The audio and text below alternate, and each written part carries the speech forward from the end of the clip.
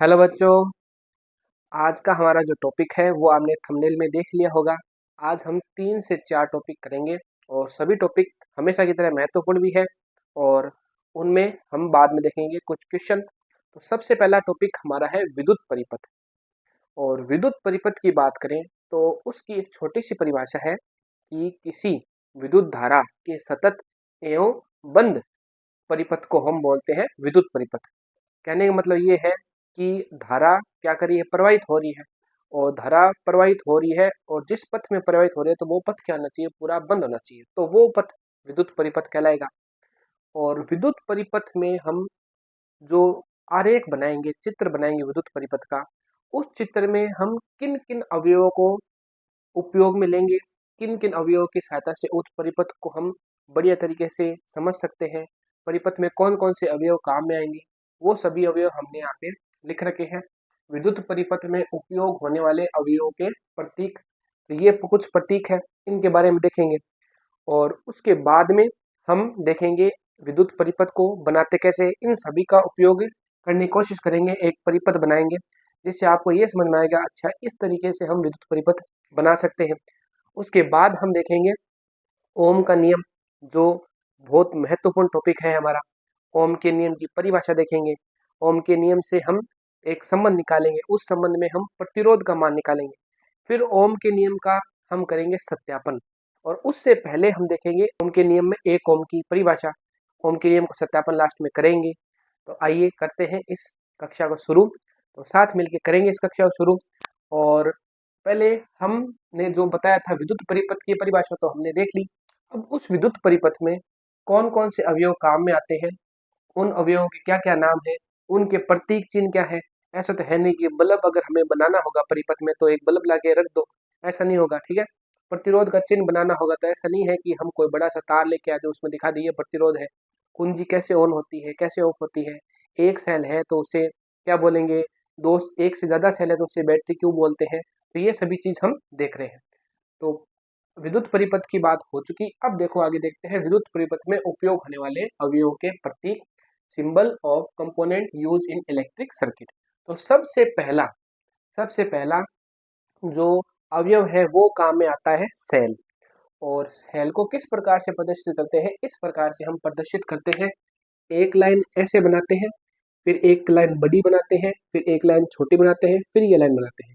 और यहाँ पे जो बड़ी लाइन है इसको हम धनावेश से प्रदर्शित करते हैं और छोटी लाइन को ऋणावेश से प्रदर्शित करते हैं। तो ये है सेल, ठीक है। दूसरा है बैटरी। जब एक सेल से ज्यादा सेल जुड़े हो तो उसे हम क्या बोलेंगे, बैटरी बोलेंगे।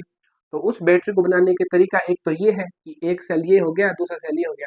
दूसरा तरीका क्या है, दूसरा तरीका ये है कि यहाँ पे एक बड़ी लाइन और बना दो, फिर एक छोटी लाइन बना दो। तो ये हो जाएगा एक तरीके से बैटरी का प्रतीक चिन्ह, ठीक है। यानी इसमें दो सेल जुड़े हैं, अगर आपको 3 सेल जोड़ने हैं तो भी वो बैटरी होगी, लेकिन यहाँ पे धना ऋणावेश हमें यहाँ पे लिखना पड़ेगा। इस तरीके से बैटरी और सेल को हमने समझा। फिर विद्युत बल्ब है, विद्युत बल्ब का ये चित्र हमें दिख रहा है। इस तरीके से विद्युत बल्ब का हम प्रतीक चिन्ह बनाएंगे, इस तरीके से बना लेंगे, ठीक है। इस तरीके से ये हो गया विद्युत बल्ब। प्रतिरोधक की बात हमने पीछे की थी, ठीक है। रजिस्टर बोलते हैं इसे। और प्रतिरोधक को किस से प्रदर्शित करते हैं, आर से प्रदर्शित करते हैं, ठीक है। और इसका प्रतीक चिन्ह क्या होगा, ऐसे ऐसे zig zag zig zag zig zag zig zag zig zag zig zag, ऐसे लाइनें हमें बनानी है। ये एक तरीके से हमें बताएगा कि इलेक्ट्रॉन के पथ में क्या आ रही है, बाधा उत्पन्न हो रही है, जो हमने पिछले वाले लेक्चर में देखा था प्रतिरोध की परिभाषा। फिर देखिए कुंजी, खुली कुंजी है और बंद कुंजी, दो प्रकार की कुंजी होती है। खुली कुंजी का मतलब ये होगा कि परिपथ में धारा नहीं बह रही है, ठीक है, यानी धारा प्रवाहित नहीं हो रही। और जैसे ही कुंजी को हमने क्या कर दिया, ऐसे बंद कर दिया, तो उसमें क्या होगी, परिपथ में धारा बहने लग जाएगी। और कुंजी का प्रतीक चिन्ह देखो ऐसे होगा, ठीक है। एक तो ऐसे होता है धातु का हिस्सा, दूसरा धातु का हिस्सा ऐसे होता है, ये होती है खुली कुंजी। और अगर आपने इसमें क्या लगा दिया, ऐसे डॉट लगा दिया, तो इसका मतलब ये होगी बंद कुंजी। कुंजी बंद हो गई तो परिपथ में धारा प्रवाहित हो रही है, ठीक है। अब है स्विच। स्विच है तो स्विच देखो ये एक तो है खुला स्विच, ये भी क्या करेगा, धारा को बताएगा कि परिपथ में आपने धारा प्रवाहित हो रही है, परिपथ में धारा प्रवाहित हो रही है या नहीं हो रही। ये है बंद स्विच, ठीक है। बंद स्विच को हम इस प्रकार से दर्शाते हैं, लेकिन यहाँ पे हम क्या लगाएंगे, एक तीर का निशान लगाएंगे तो इसका मतलब ये हो जाएगा कि हाँ स्विच बंद है और धारा प्रवाहित हो रही है। फिर देखिए तार संधि, एक तार को दूसरे तार से जोड़ते हैं तो उसका प्रतीक चिन्ह कैसे होगा, एक तार ऐसे बना दो और दूसरा तार ऐसे बना दो और यहाँ पे एक तरीके से क्या बना दो, एक बड़ा बिंदु बना दो। तो इस तरीके से क्या समझना है हमें कि एक तार दूसरे तार से जुड़ा हुआ है, ये है तार संधि जिसे कहते हैं कंजुगेशन वायर। ठीक है। अब देखिए तार क्रॉसिंग, यानी जो हम प्रयोग करते हैं तो इसमें क्या होता है, एक तार को दूसरे तार के ऊपर से गुजारना है तो मान लो परिपथ में एक तार ऐसे रखा हुआ है, दूसरा तार उसके ऊपर से गुजर रहा है, तो उसको दिखाने के लिए, यानी दोनों के बीच में संपर्क नहीं है, एक तार मान लो रबड़ का है, ठीक है, दूसरा तार भी एक तार है उस पर रबड़ लगा हुआ है या धागा लगा हुआ है, दूसरा तार भी या तो रबड़ है उस पर धागा है, तो दोनों एक दूसरे के ऊपर है। ठीक है। और दोनों में क्या होती है, क्या हो रहा है, विद्युत का स्थानांतरण नहीं हो रहा। ठीक है, यानी एक तार से दूसरे तार में इलेक्ट्रॉन नहीं जा रहे। तो उस स्थिति को दर्शाने के लिए हम ये चिन्ह काम में लेते हैं, एक लाइन ऐसे बनाते हैं, दूसरा लाइन ऐसे बनाते हैं और ऐसे बना देते हैं। तो ये बता रहा है कि इन दोनों के बीच में संपर्क नहीं हो रहा और एक तार ऐसे रखा हुआ, दूसरा तार उसके ऊपर से गुजर रहा है। ठीक है। अब हम देखते हैं हमारा जो 10वां और 11वां और 12वां, तीन और हमारे उपकरण रह गए। 10वां उपकरण हमारा है वोल्ट मीटर। ठीक है। वोल्ट मीटर की बात हमने पिछली कक्षा में की थी। जो वोल्ट मीटर है वो क्या है, वो विभवांतर नापता है। ठीक है। वोल्ट मीटर क्या करता है, वोल्ट मीटर नापता है विभवांतर, परिपथ में दो सिरों के मध्य विभवांतर नापता है। और इसका प्रतीक चिन्ह क्या होगा, इसका प्रतीक चिन्ह ऐसे होगा, यहाँ पे आपको V लिखना है, यहाँ पे प्लस लगाना है, यहाँ पे माइनस लगाना है। ये हो गया वोल्ट मीटर। फिर उसके बाद आता है, मान लो आपका आएगा एमीटर। ठीक है। एमीटर क्या करता है बताओ, वोल्ट मीटर तो विभवांतर नापता है, वोल्टेज नापता है दो बिंदुओं के मध्य। एमीटर क्या करता है, एमीटर धारा नापता है। ठीक है, यानी परिपथ में कितनी धारा प्रवाहित हो रही है उसको नापता है, वो यंत्र कौन सा है, एमीटर। एमीटर का प्रतीक चिन्ह क्या है, ये है। इस प्रकार से आप परिपथ में दर्शाओगे तो हम मानेंगे हाँ एमीटर जुड़ा हुआ है। वोल्ट मीटर क्या होता है, समांतर क्रम में जुड़ता है। एमीटर क्या होता है, श्रेणी क्रम में जुड़ता है। ठीक है। आगे का बोले तो एक और यंत्र है, वो है गैल्वेनोमीटर। ठीक है, गैल्वेनोमीटर। तो जो गैल्वेनोमीटर है उसका जो प्रतीक है वो क्या होगा, वो इस तरीके का प्रतीक होगा गैल्वेनोमीटर का। ये हो गया जी, उसे जी से प्रदर्शित करेंगे, ये हो गया प्लस माइनस। ये क्या करता है, ये धारा का संशोषण करता है, यानी बताता है परिपथ में धारा बह रही है या नहीं बह रही, पर धारा प्रवाहित हो रही है या नहीं प्रवाहित हो रही। और साथ साथ में ये बताता है कि धारा किस दिशा में प्रवाहित हो रही, ये भी ये गैल्वेनोमीटर बताता है। अंतिम और लास्ट हमारा जो है वो है धारा नियंत्रक, यानी परिपथ में धारा को नियंत्रित करने वाला। जैसे कक्षा में सर क्या करते हैं, आपकी गतिविधियों को नियंत्रित करते हैं। पीटीआई सर क्या करते हैं, स्कूल में जो बच्चे हैं उनकी गतिविधियों को नियंत्रित करते हैं। तो इसी प्रकार से परिपथ में भी क्या होता है, हमारा धारा नियंत्रक होता है। वो परिपथ में जो धारा बह रही है, प्रवाहित हो रही है, उसकी गति को यानी उसके प्रवाह को नियंत्रित करता है। तो अंतिम है हमारा 13वां, एक बार के लिए हम यहाँ पे मिटा रहे हैं। अंतिम है धारा नियंत्रक। ठीक है। तो 13वां है हमारा धारा नियंत्रक। धारा नियंत्रक जिसे हम कहते हैं रिहोस्टेट। रिहोस्टेट। तो ये जो धारा नियंत्रक है इसका प्रतीक चिन्ह देखो बहुत बढ़िया। ठीक है, इस प्रकार से हमें ये बनाना पड़ेगा। देखो इस प्रकार से बना दो और एक टेढ़ी लाइन ऐसे तीर का निशान बना दो, तो ये है धारा नियंत्रक का प्रतीक। दूसरा इसका एक प्रतीक चिन्ह और होता है कि आप क्या करो, ऐसे बनाओ, ऐसे बना दिया और एक ऐसे दिखा दो, तो ये भी क्या है, धारा नियंत्रक का प्रतीक चिन्ह है। तो इस प्रकार से हमारे कुल 13 अवयव है जो परिपथ में जुड़ेंगे और जुड़ के परिपथ को बहुत ही सुंदर और थोड़ा सा आकर्षक बना देंगे। ठीक है, तो ये आप नोट कर सकते हो। और फिर हम देखते हैं कि इन सभी को हम कैसे यूज करें कि परिपथ में क्या हो जाए, हमारा परिपथ बढ़िया दिखे और हमें लग जाए कि हाँ सभी उपकरण साथ में आ चुके हैं। ठीक है, तो एक बार आप इसको वीडियो को पॉज करके स्क्रीनशॉट ले सकते हो। अब हम इसको एक बार मिटा रहे हैं, फिर आगे बढ़ेंगे किस प्रकार से हम उन सभी उपकरणों का उपयोग करके विद्युत परिपथ बना सकते हैं। ठीक है, तो देखिए सबसे पहले हम लेते हैं मान लो प्रतिरोध। ठीक है, ये हमने ले लिया प्रतिरोध। और प्रतिरोध को हम किससे प्रदर्शित करेंगे, आर से प्रदर्शित करेंगे। और इस प्रतिरोध को हमने एक तरीके से एमीटर यहाँ पे जोड़ दिया, एमीटर जोड़ दिया, और एमीटर है मान लो श्रेणी क्रम में ही होता है हमेशा की तरह एमीटर, ये प्लस ये माइनस, ठीक है। अब हमने यहाँ पे एक तरीके से क्या जोड़ दिया, धारा नियंत्रक जोड़ दिया, जो एक तरीके से क्या निर्धारित करेगा कि परिपथ में कितनी धारा प्रवाहित करानी है, वो धारा नियंत्रक निर्धारित करेगा। उसके बाद में अगर आप एक सेल लगा रहे हो तो वो सेल होगा, और एक से ज़्यादा सेल लगा रहे हो तो वो क्या होगी, बैटरी होगी। ये बैटरी जुड़ गई, ठीक है।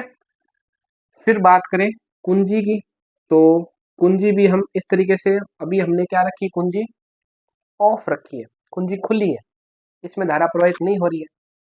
फिर अगर आप जोड़ना चाहते हो तो हम क्या कर सकते हैं, आगे देखेंगे, ठीक है। इतनी चीज हो गई, इतने उपकरण हमने जोड़ दिए। और उपकरण बताओ कौन से हैं, वोल्ट मीटर जोड़ते हैं। देखो वोल्ट मीटर क्या होगा, वोल्ट मीटर समांतर क्रम में जुड़ता है, ठीक है। यानी वो एक तरीके से इस प्रतिरोध पर कितना वोल्टेज क्या हो रहा है, आ रहा है, या कितनी वोल्टेज की यहाँ पे खपत हो रही है, उसका मान हम इस प्रकार से वोल्ट मीटर लगा के क्या करेंगे, जोड़ेंगे। ये V है, ये प्लस और ये माइनस, ये हुआ। अब देखिए आगे, आगे और क्या हो गया, गैलोमीटर जोड़ सकते हो आप, उसको अलग परिपथ में जोड़ेंगे, ठीक है। ये एक बार के लिए आप क्या कर दो, इसको पूरा कर दो, ये एक परिपथ हो गया। अभी ये एक तरीके से खुला परिपथ है क्योंकि हमने कुंजी ऑन नहीं की। अब देखो, अब देखो अभी हमने बताया था कि एक तार दूसरी तार से एकदम जुड़ जाता है, तो ये है, इसको हम बोल सकते हैं तार संधि। अब देखते हैं आगे, आगे तार संधि हो गई। अब देखिए कि अगर यहाँ पे हम क्या करें, यहाँ पे हम एक प्रतिरोध और ले सकते हैं, ठीक है। ये है मान लो R2, ये है R1, और इधर आप क्या कर सकते हो, एक प्रतिरोध और ले लिया, इधर आप क्या बना सकते हो, स्विच बना सकते हो, ठीक है। ये हो गया आपका खुला स्विच, और इसके साथ आप क्या जोड़ सकते हो, गैल्वेनोमीटर जोड़ सकते हो। ये हो गया आपका परिपथ। आया समझ में, तो ये चीज हमने सभी को एक दूसरे से क्या कर लिया, जोड़ लिया है, ठीक है। और अगर मजेदार बनाए इसको तो क्या कर सकते हैं हम, और अगर इसको मजेदार बनाए तब देखो, ये ये हो गया, एक प्रतिरोध और ले लो, अपने क्या जाता है, ठीक है, अपने हाथ में है, तो ये प्रतिरोध हो गया, और ये तार इसके ऊपर से जा रहा है और सीधा किसको टच कर रहा है, इस वाले तार को टच कर रहा है। तो ये क्या हो गया, ये तार क्रॉसिंग हो गई, ये तार संधि हो गई, ये प्रतिरोध हो गया R3। तो इस तरीके से देखो, 1 2 3 4 5 6 7 8 9, 9 प्रकार के हमने उपकरण जोड़ लिए, ठीक है। और कौन कौन से उपकरण थे हमारे पास, बताइए। और उपकरण देखें तो इतने उपकरण से हमारे समझ में आ रहा है कि ये हो गया हमारा परिपथ, ठीक है। अब देखो, अब क्या करोगे, जैसे आपने इसमें कुंजी ऑन की, ये डॉट लगाया तो धारा प्रवाहित हो रही है, ठीक है। धारा प्रवाहित हो रही है, इसलिए ये क्या हो गया, ये प्लस वाला सिरा, ये प्लस वाला सिरा हो गया, ये माइनस हो गया, ठीक है। और इसमें धारा प्रवाहित हो रही है, ये हो गया इस तरीके से। अब देखो, वोल्ट इसमें धारा प्रवाहित होगी, ये इस तरीके से। अभी इसमें धारा प्रवाहित नहीं हो रही, ठीक है, ना ही इसमें धारा प्रवाहित हो रही है, क्यों, क्योंकि ये ऑन होगा तब इन सभी में धारा प्रवाहित होगी। अब देखो, इसको ऑन किया आपने, ऑन किया तो इसमें भी धारा प्रवाहित होगी और इसमें भी धारा प्रवाहित होगी, तो ये आप मान सकते हो प्लस माइनस। तो ये हुआ जो हमारा विद्युत परिपथ, जिसमें हमने लगभग सभी अवयवों को जोड़ा है और समझने की कोशिश की है कि किस किस प्रकार से ये अवयव जुड़ते हैं, ठीक है। तो ये विद्युत परिपथ हो गया। अब हम देखते हैं ओम का नियम, ओम के नियम की परिभाषा देखेंगे, और बाद में देखेंगे ओम के नियम का सत्यापन, और कुछ क्वेश्चन बाद में लास्ट में हम हमेशा की तरह करते ही हैं और वो भी करेंगे। अब हम देखते हैं ओम का नियम। तो ओम का नियम है क्या, उसको समझने के लिए हमें क्या करना पड़ेगा, एक परिपथ बनाना पड़ेगा, ठीक है। तो वापिस से हम परिपथ बनाते हैं, लेकिन पिछले वाला परिपथ थोड़ा सा बड़ा हो गया था, अब यहाँ पे छोटा सा परिपथ बनाएंगे, ठीक है। तो छोटा सा परिपथ बनाएंगे तो हमें प्रतिरोध से शुरू करना चाहिए, शुरू कर दिया। ये हो गया आपका एमीटर, जो धारा बताएगा। ये आपकी बैटरी है, ठीक है, ये बैटरी हो गई। और इधर हमें क्या करना पड़ेगा, इधर एक वोल्ट मीटर जोड़ना पड़ेगा, ये वोल्ट मीटर हो गया। और इधर आप सीधा बस एक कुंजी लगा के ये छोटा सा नन्हा सा परिपथ हमने बना लिया है। ठीक है, ये हो गया। चलो अब करो इसको ऑन।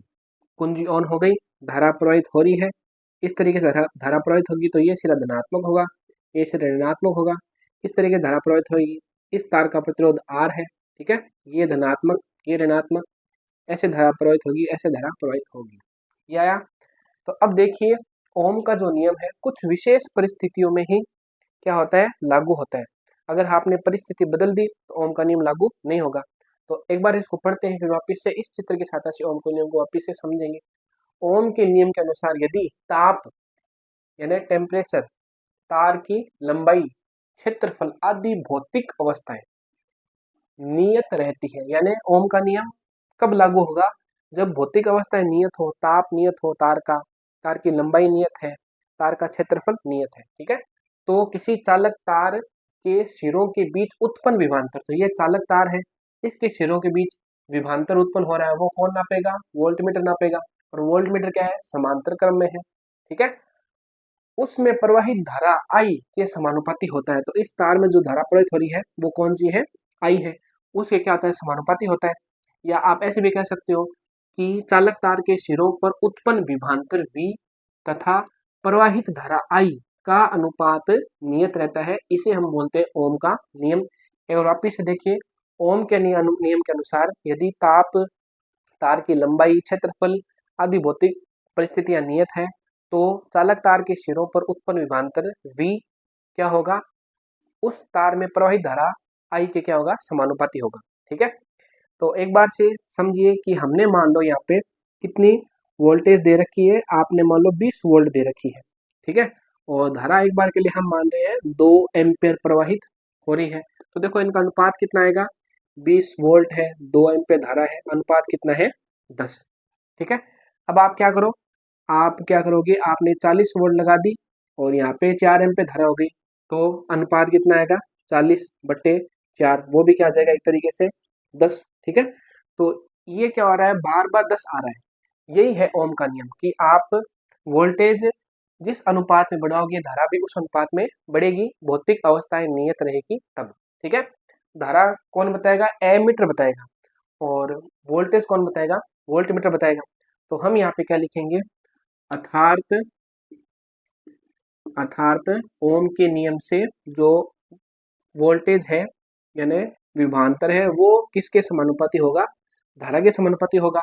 जिस अनुपात में विभवांतर बढ़ रहा है उसी अनुपात में क्या बढ़ेगी, धारा बढ़ेगी। ठीक है, अब हम देखते हैं कि जब हम समानुपाती चिन्ह हटाते हैं तब एक आता है नियतांक। ठीक है, और वो नियतांक क्या होगा, वो नियतांक होगा R।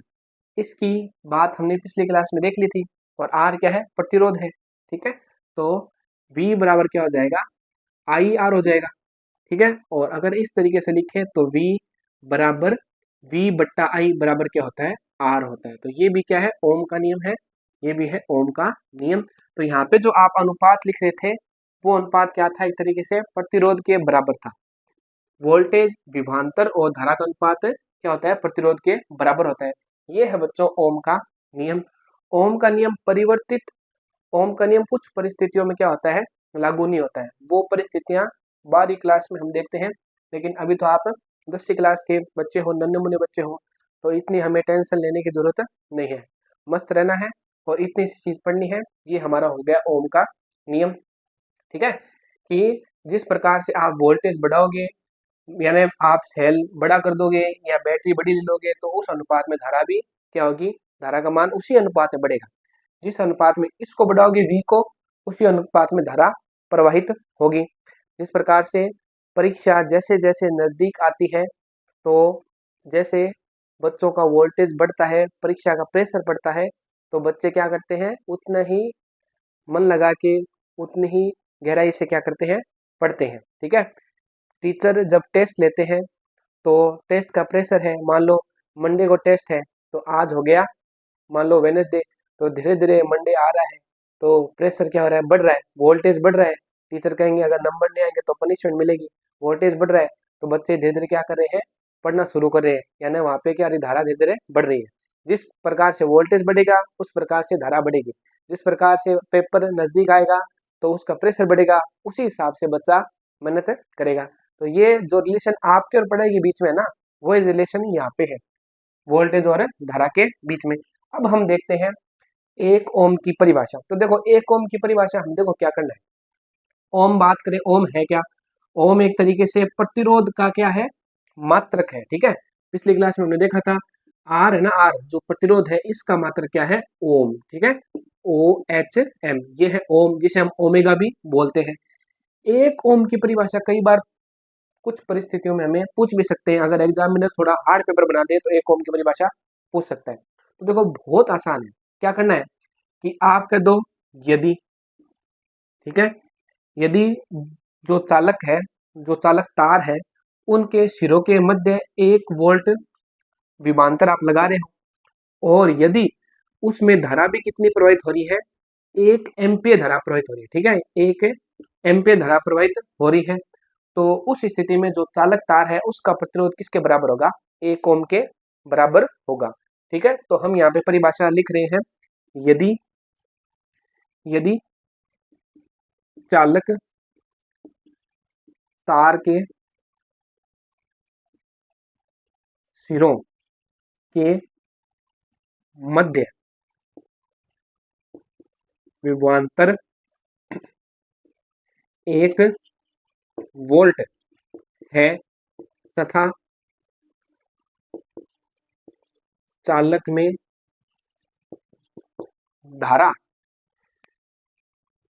भी 1 एम्पियर प्रवाहित हो रही है, तो उस चालक तार का प्रतिरोध 1 ओम, कोष्टक में आप लिख सकते हो 1, ये सिंबल होता है। ठीक है, अगर आप V का मान क्या ले लो, 1 ले लो, यहाँ पे V का मान 1 ले लो, और प्रवाहित धारा वो भी 1 एम्पियर है, तो R बराबर क्या आ जाएगा, R बराबर 1 आ जाएगा, और ये क्या एक तरीके से 1 ओम है। देखो हम क्या कर सकते हैं, हम वोल्टेज है ना, वोल्टेज, ये चीज हम क्या कर सकते हैं, निश्चित कर सकते हैं। आप 1 वोल्ट की बैटरी ले लो, तो धारा जो वोल्टेज होगा वो 1 वोल्ट ही आएगा। ठीक है, लेकिन तार का प्रतिरोध हम निश्चित नहीं कर सकते हैं। ठीक है, तो उस सिस्टम में थोड़ी हमें परिवर्तन करके इस प्रकार का तार बनाना पड़ता है। ये थोड़ी आगे की चीजें हमें नहीं देखनी, हमें केवल इतना देखना है, ओम का नियम हमारा हो चुका है, 1 ओम की परिभाषा हमने देख ली, परिपथ की सहायता से भी हमने देख लिया कि किस प्रकार से हम क्या कर सकते हैं, ओम के नियम को समझ सकते हैं। अब हम देख रहे हैं ओम के नियम का सत्यापन, एक छोटा सा प्रयोग है, और इसी चित्र की सहायता से उस प्रयोग को हम देखेंगे।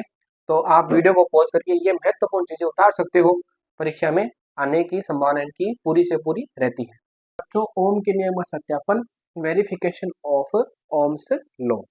तो इसमें हमें देखना क्या है, हमने ये बात की थी कि जो विभवांतर है वो धारा के क्या होता है, समानुपाती होता है, इसका मान बढ़ेगा उसी अनुपात में इसका मान बढ़ेगा।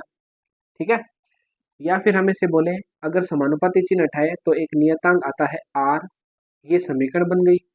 या हम बोले V/I का अनुपात क्या होता है, R के बराबर होता है। ठीक है, तो हमें क्या करना है, हमें ये चीज सिद्ध करनी है प्रयोग के द्वारा। यही हमारा क्या है, सत्यापन है। सत्यापन का मतलब ये है कि आप या तो प्रयोग करो, उसमें बताओ कि अगर आप वोल्टेज का मान बढ़ा रहे हो, विभवांतर का मान बढ़ा रहे हो, तो धारा का मान भी बढ़ रहा है उसी अनुपात में। या फिर आप ये करके बताओ कि विभवांतर और धारा का अनुपात क्या रह रहा है, नियत रह रहा है। तो इन दोनों चीजों को अब हम देखेंगे। ठीक है, तो देखने के लिए हमें चित्र की सहायता लेनी पड़ेगी, चित्र बनाएंगे फिर उसको देखेंगे। तो सबसे पहले देखो, हम यहाँ पे ले रहे हैं एक सेल, सेल को अगर बैटरी में परिवर्तित करना है तो 2 सेल ले लो, ये बैटरी बन गई। ठीक है, अब देखिए कि यहाँ पे आप ले लो एमीटर ए। ठीक है, ये धनात्मक सिरा इससे जुड़ा हुआ है, इसलिए इधर वाला ऋणात्मक सिरा। यहाँ पे हम ले रहे हैं धारा नियंत्रक।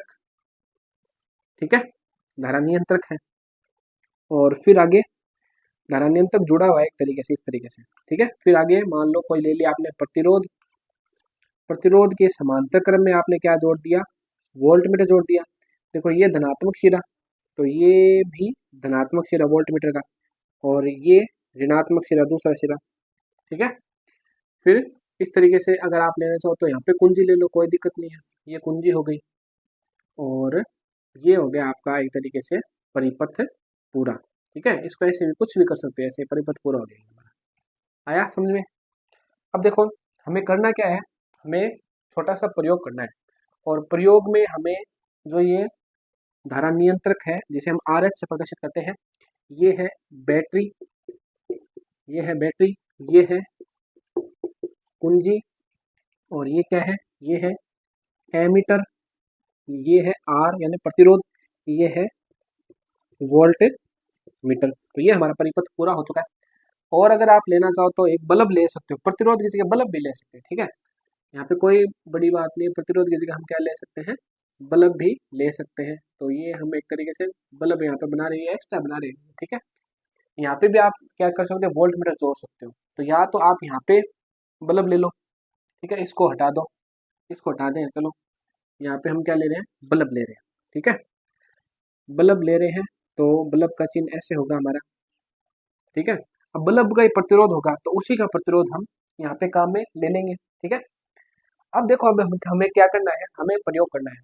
पहले देखो प्रयोग में हमें ये बातें लिखनी पड़ेगी कि सर्वप्रथम हम एमीटर, प्रतिरोधक, धारा नियंत्रक, धारा परिवर्तक, दोनों एक ही चीज है, इसी का नाम है दोनों, बैटरी, बल्ब सभी को श्रेणी क्रम में जोड़ते हैं, ठीक है। फिर हम वोल्ट मीटर को क्या करते हैं, समांतर क्रम में जोड़ते हैं।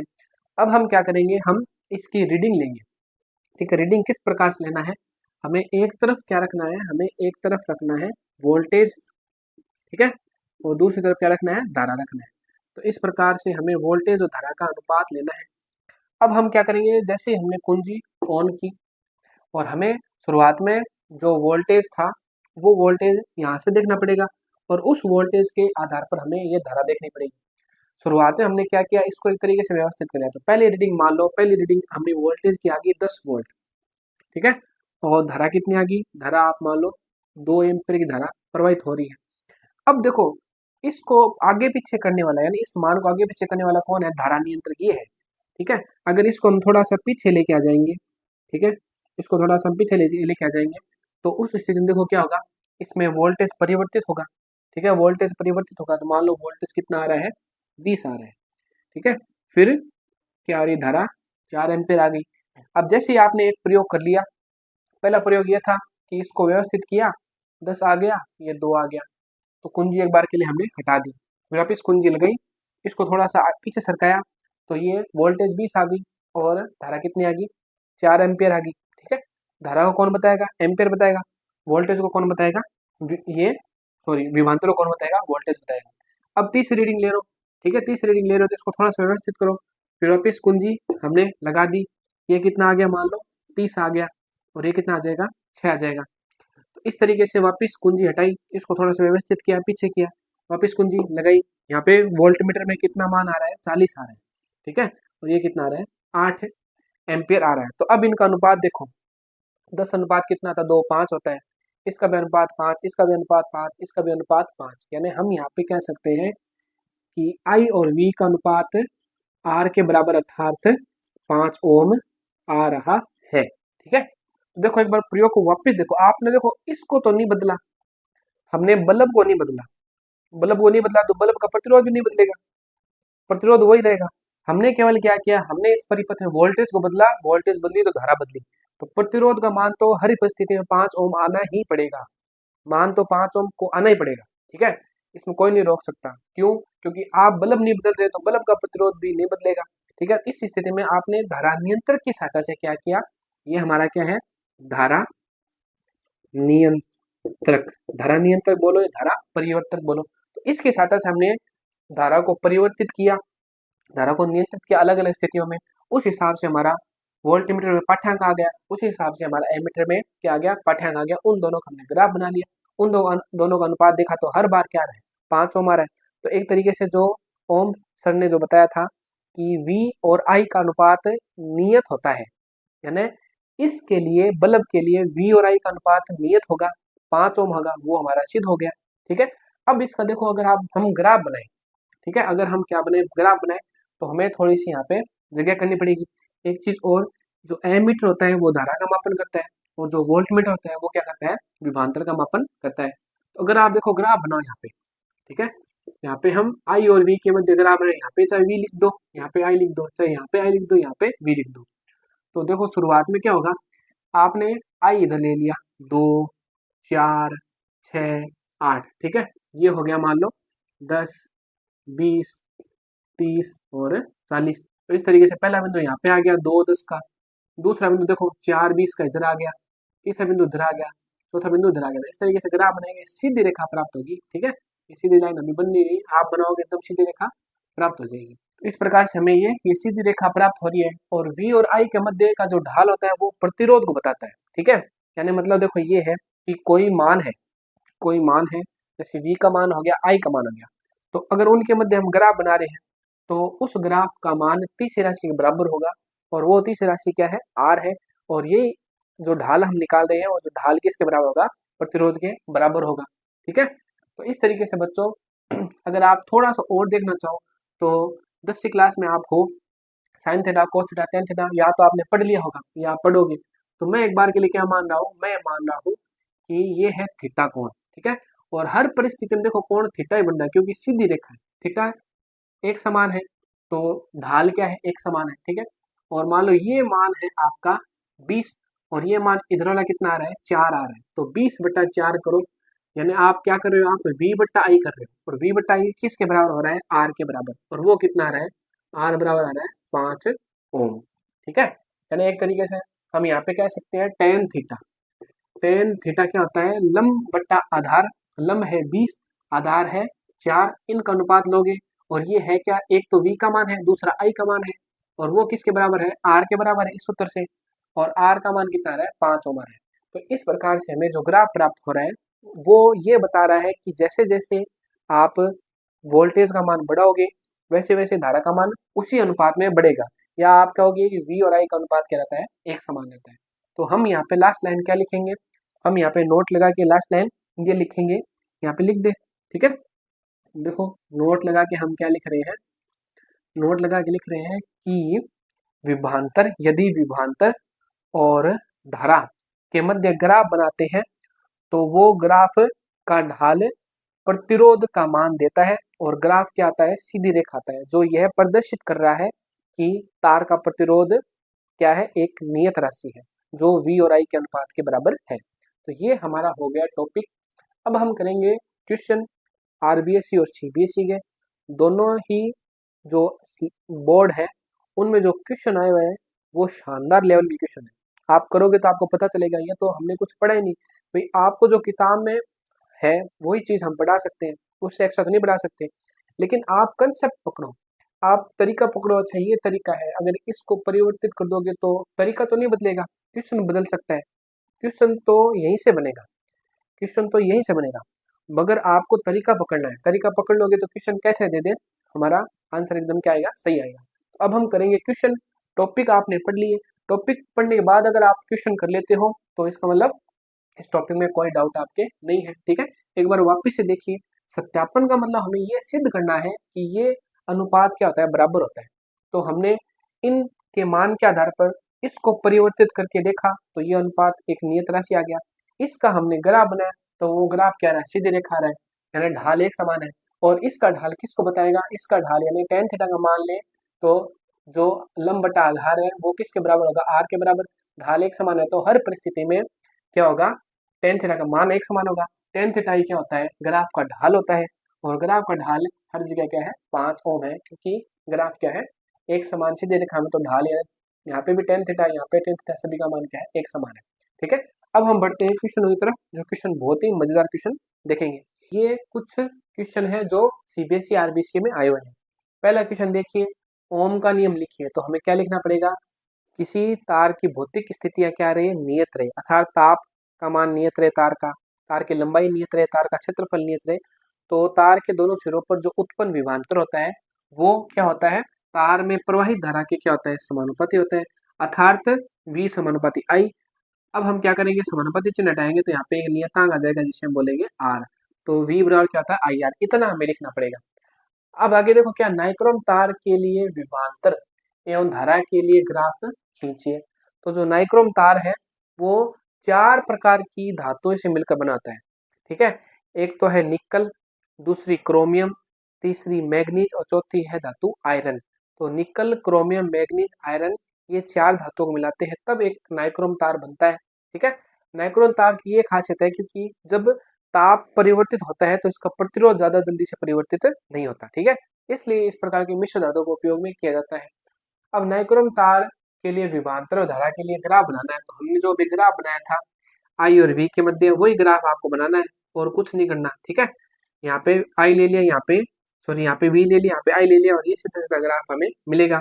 और यहाँ पे क्या कह दोगे, जो ढाल है वो क्या है, आर के बराबर यानी प्रतिरोध के बराबर है, ठीक है। ये हो गया एक क्वेश्चन। अगर देखो ओम के नियम में विद्युत धारा वे विभवांतर के मध्य ग्राफ बनाइए, ये क्वेश्चन वापस आ गया, यही चित्र दोबारा बनाना है, ठीक है। मतलब इस क्वेश्चन में ये चित्र बनाना है। देखो क्वेश्चन रिपीट हो रहे हैं। आगे देखो, ओम के नियम के प्रायोगिक अध्ययन के लिए नामांकित विद्युत परिपथ चित्र बनाइए। एक बार इसको हम बाद में करेंगे, ठीक है। पहले हम देखो ये करते हैं, ये क्वेश्चन, ये वाला देखो, एक क्वेश्चन हो गया, दो हो गया, अब ये क्वेश्चन करते हैं, ठीक है। ओम के नियम से संबंधित दिए गए परिपथ में युक्ति y को पहचाने। तो जो युक्ति है y, इस युक्ति को पहचानना है। आप बताइए इस युक्ति का क्या नाम है, कमेंट में आपको बताना है बच्चों इस युक्ति का क्या नाम है। ये तो है सेल, ठीक है। अगर 2 सेल होते तो इसे क्या बोलते हैं, बैटरी।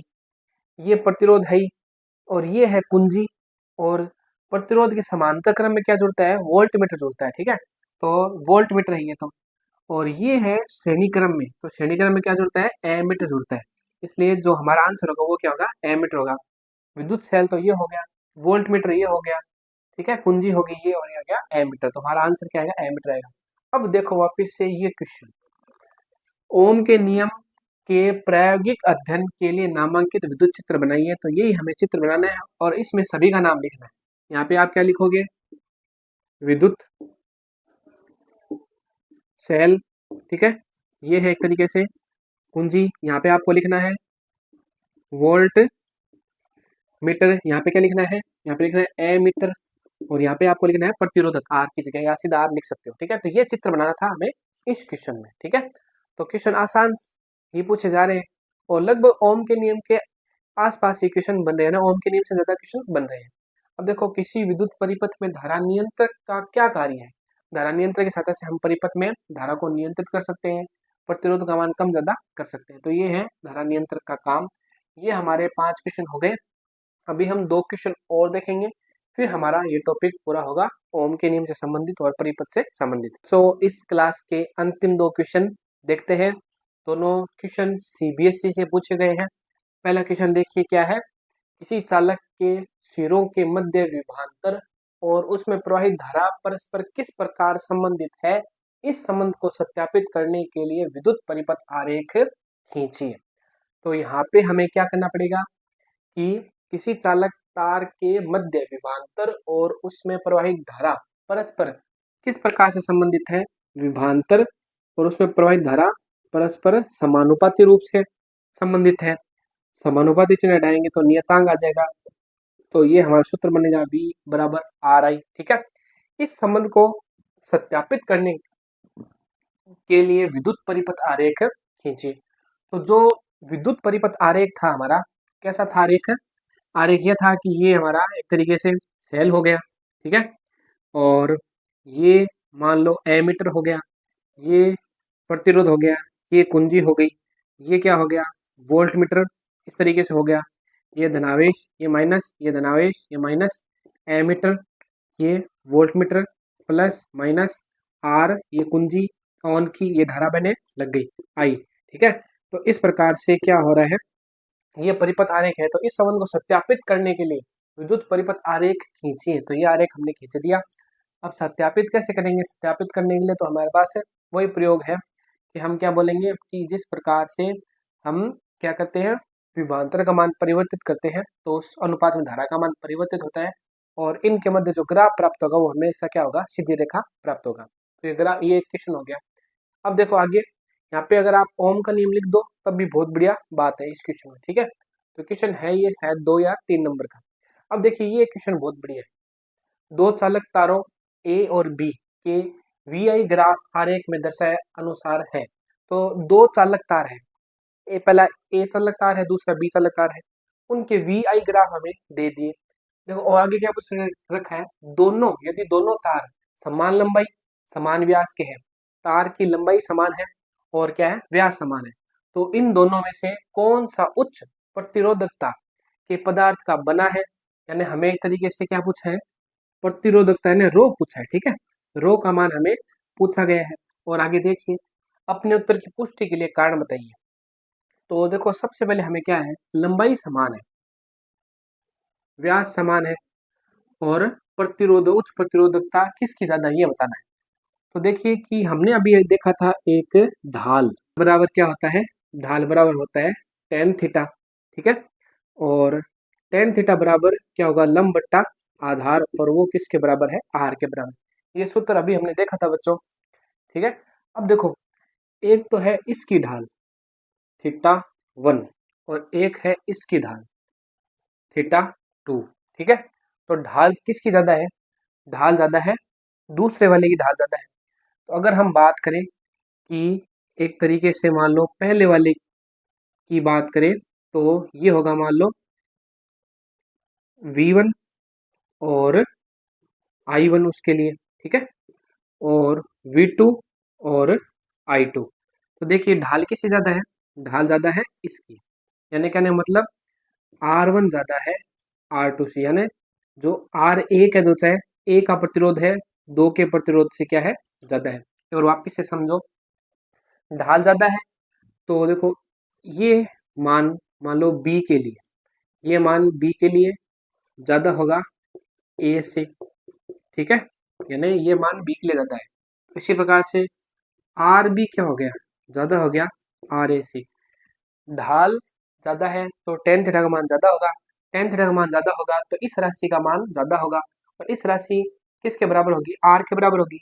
बी के लिए तो आर बी हमने लिख दिया, ये राशि आर के बराबर होगी, और आर है ये है ए के लिए तो हमने क्या लिख दिया, आर ए लिख दिया। अब देखो हमारा एक क्वेश्चन, हमारा सूत्र था पीछे, एक सूत्र क्या था, सूत्र था रो बराबर, या ऐसे बोलिए कि आर बराबर रो एल बट्टा में ए। ये हमने सूत्र देखा था पिछली क्लास में, पिछला जो हमारा वीडियो था उसमें हमने ये सूत्र निकाला था, प्रतिरोध और प्रतिरोधकता में सूत्र था। अब क्या है, अब दोनों तार की लंबाई और अनुप्रस्थ काट क्षेत्रफल क्या है, बराबर है, ठीक है। दोनों तार की लंबाई अनुप्रस्थ काट क्षेत्रफल बराबर है तो आर बराबर क्या हो जाएगा, रो हो जाएगा। तो इस स्थिति में अगर हम यहाँ पे क्या लिखे, आर के बराबर रो लिख दें तो बी की प्रतिरोधकता ज्यादा है ए की प्रतिरोधकता से। तो ये हमारी पुष्टि हुई। आप यहाँ पे कहोगे कि जो बी का ग्राफ है वो उसकी ढाल ज्यादा है तो उस स्थिति में उसका प्रतिरोध भी ज्यादा होगा, और तार की लंबाई और तार का व्यास एक समान है तो इस स्थिति में प्रतिरोध प्रतिरोधकता के बराबर होगा। और इस स्थिति में जो चालक बी है उसकी प्रतिरोधकता उच्च प्रतिरोधकता होगी ए की तुलना में। तो ये क्वेश्चन बहुत बढ़िया क्वेश्चन है बच्चों, सूत्र पर आधारित थे, ठीक है। ये अलग क्वेश्चन है, ये अलग टाइप का क्वेश्चन है। तो ये हमारा वीडियो कंप्लीट हुआ है। इस लेक्चर में हमने बहुत सारे क्वेश्चन किए हैं, लगभग 7 क्वेश्चन कर लिए हमने सीबीएसई और आरबीसी के, और बहुत सारे कंसेप्ट देखे, अलग अलग तरीके से सभी को समझने की कोशिश की। तो अब हम बच्चों मिलेंगे अगले वीडियो में। आते जाते एक छोटी सी रिक्वेस्ट है कि अगर आपको ये वीडियो अच्छा लगा है तो चैनल को सब्सक्राइब कीजिए और वीडियो को लाइक कीजिए। अब मिलेंगे हम बच्चों अगले वीडियो में नए टॉपिक के साथ।